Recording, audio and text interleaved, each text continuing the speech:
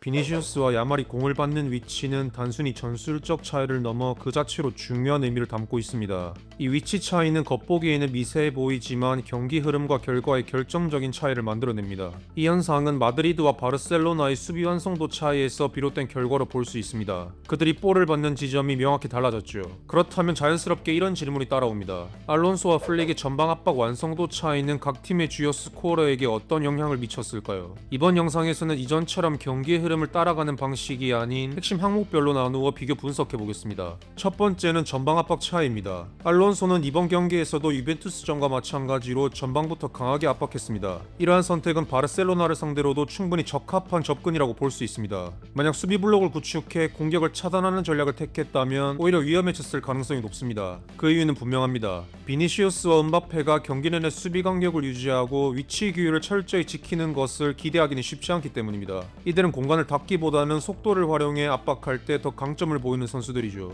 따라서 그들의 장점을 최대한 살릴 수 있는 전방 압박을 선택했습니다. 이는 곧 바르셀로나 핵심 미드필더들을 괴롭히기 위한 의도이기도 합니다. 특히 데용과 페드리는 공을 잡았을 때 경기 흐름을 완전히 바꿀 수 있는 선수들입니다. 이들이 편하게 볼을 다루는 구도를 허용하면 바르셀로나는 쉽게 주도권을 가져갈 수 있습니다. 그래서 알론소는 이 두 선수를 철저히 압박하고 적극적으로 부딪히며 경합 상황을 만들려 했습니다. 또한 공격진 구성도 전방 압박을 뒷받침합니다.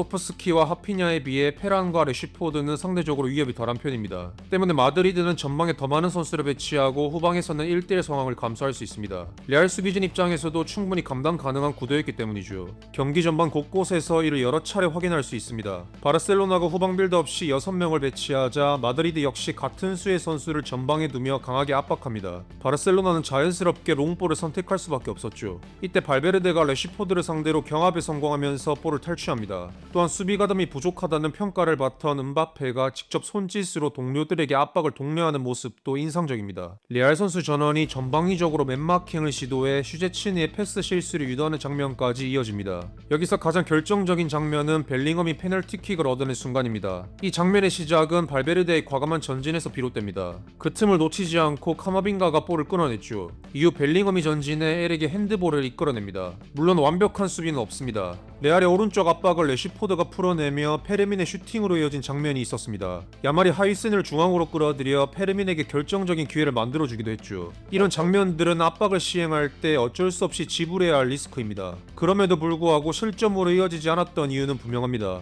결정적인 순간마다 쿠르투아가 침착하게 막아내며 팀의 높은 압박 전술을 끝까지 지탱해줬기 때문이죠. 그리고 순간적으로 압박 형태를 전환하는 구도도 매우 인상적입니다. 쿤데가 수비라인에 머물며 빌드업을 전개했기 때문에 후방에서 자연스럽게 백스리를 형성했습니다. 이 구조 속에서 바르셀로나는 3대2의 우위를 바탕으로 에릭 가르시아가 전진하는 장면을 자주 만들어냅니다. 이에 알론소는 퀼러를 전진시켜 3대3 구도를 형성하려 했죠. 하지만 여기서 새로운 문제가 발생합니다. 퀼러가 전진하면 중원에서 오히려 수적 열세가 생겼던 것입니다. 이를 쉽게 허용하면 압박이 무너지거나 공간이 벌어질 수 있습니다. 그러나 마드리드는 달랐습니다. 퀼러가 전진할 때마다 추아메니가 재빠르게 마크를 넘겨봤습니다. 하위세는 페르민을 철저히 견제하며 이 구조를 기계적으로 유지했죠. 즉 한 명이 전진하면 다른 한 명이 그 자리를 메우면서 전방 압박과 중원 균형을 동시에 유지했습니다. 이 전환 압박의 완성도가 드러난 대표적인 형태가 음바페의 오프사이드 골 장면입니다. 퀼러가 볼을 끊어내면서 음바페의 슈팅까지 바로 이어졌죠. 반면 바르셀로나의 전방 압박은 다소 다른 양상을 보입니다.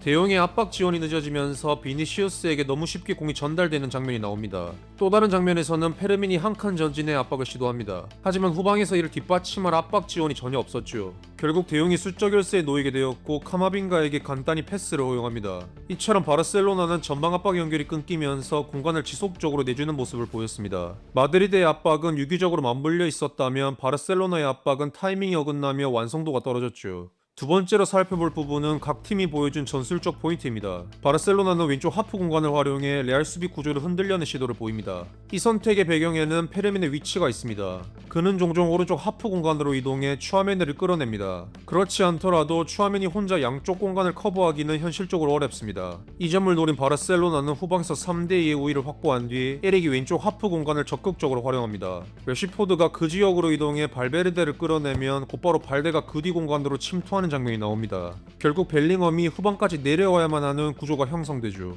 상황에 따라 래시포드가 직접 돌아서서 야말의 슈팅으로 연결하는 장면도 나옵니다. 혹은 에릭이 직접 침투해 페란의 슈팅 기회를 만들어내기도 했죠. 하지만 왼쪽 하프 공간을 이용하는 시도들은 실질적인 성과로 이어지지 않았습니다. 반면 마드리드는 달랐습니다. 그들은 벨링엄과 카마빈가의 위치 변화를 통해 다양한 전술적 이점을 만들어냅니다. 전반 초반까지만 해도 카마빈가는 중앙에 벨링엄은 측면에 머무르는 구조였습니다. 하지만 시간이 지나면서 이 구도는 점점 부담으로 작용합니다. 벨링엄이 자주 후방까지 내려와 수비 가담을 해야 했습니다. 공격 상황에서도 측면에 묶일 가능성이 있었죠. 이에 알론소는 변화를 줍니다. 두 선수의 위치를 바꿔 카마빈가에게 더 수비적인 역할을 맡깁니다. 벨링엄이 자유롭게 움직일 수 있는 구조를 만들었죠. 결과적으로 이 변화는 전술적 전환의 핵심 포인트가 됩니다. 이 즉각적인 성과가 바로 선제골 장면입니다. 카마빈가는 측면에, 벨링엄은 중앙 안쪽에 위치합니다. 벨링엄은 침투 움직임과 동시에 곧바로 방향을 바꿔 에릭의 마크를 떨쳐냅니다. 그 순간 카마빈가는 곧바로 측면 뒷공간으로 침투합니다. 이 움직임은 바르셀로나 수비 라인을 뒤로 물러나게 만들었습니다.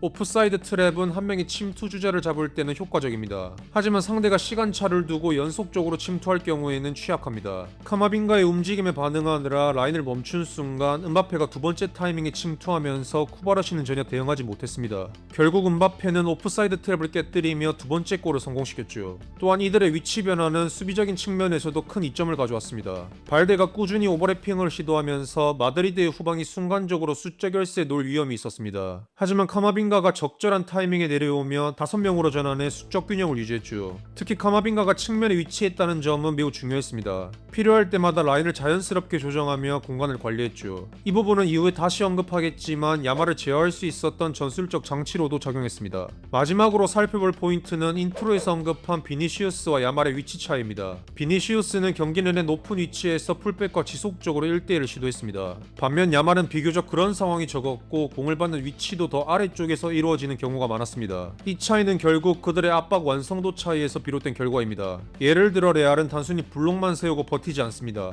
귓러가 적절한 압박 타이밍을 노려 순간적으로 라인을 끌어올리며 상대가 쉽게 전진하지 못하도록 압박합니다. 다음 장면에서도 비슷한 상황이 나타납니다. 추아메니가 순간적으로 압박해 레알 전체 블록이 압박 태세로 전환합니다. 결국 야말은 볼을 뒤로 밀려나면서 받게 되었고 터치 미스를 통해 소유권을 내주는 장면이 나옵니다. 즉 야말은 높은 위치에서 볼을 받아 카레라스를 지속적으로 상대하지 못했습니다. 골대와 멀어진 상태에서 공을 받는 장면이 많았죠. 이는 본인이 직접 볼을 끌어올려야만 하는 상황에 직면합니다. 반면 바르셀로나는 압박이 쉽게 무너지면서 비니시우스는 앞을 보고 자유롭게 볼을 다룰 수 있었습니다. 높은 위치에서 쿤데를 지속적으로 상대하는 장면도 여러 차례 나타났죠. 벨링엄의 역전골 장면도 이와 유사한 구조에서 나옵니다. 물론 세트피스로부터 시작된 장면이지만 직선 돌파로 쿤데를 제치고 크로스를 올린 것이 골까지 연결되었죠. 이뿐만이 아닙니다. 마드리드는 바르셀로나와 달리 반대 전환도 쉽게 성공합니다. 이는 단순히 비니시우스가 1대1 구도를 만들어내는 걸 넘어섭니다. 수비를 위해 야말이 깊숙이 내려가면서 그의 공격 전환 파워가 약해집니다.